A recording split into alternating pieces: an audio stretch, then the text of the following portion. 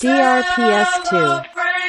Garcia College of Technology Community congratulates its 12 new CPAs. Miss Bea Martin N. Costales, CPA. Mr. Gosel S. Dalida, CPA. Miss Filiana Amil A. Isuga, CPA. Miss Nicolisa Z. Ligaspi, CPA. Mr. Joseph Bal Justin L. Magpusao, CPA. Miss Eliza May C. Minodiado, CPA. Miss Venice K. P. Minaves, CPA. Mr. J. Ralph C. Nabayra, CPA. Mr. Kian Jan M. Pastrana, CPA. Miss Cheryl D. Pilayo, CPA. Miss Maria Anita Yolanda T. Samoldi, CPA, and Miss Gwen Cheres G. Zamora, CPA, for passing the Certified Public Accountant Licensure Examination given by the Board of Accountancy, released by the Professional Regulation Commission on June 2, 2026. Garcia College of Technology, an institution committed to affordable and accessible quality education and the home of the future CPAs. GCT indeed is a bearer of excellence. Enrollment is ongoing for first semester academic year 2026-2027. Classes begin on August 10, 2026.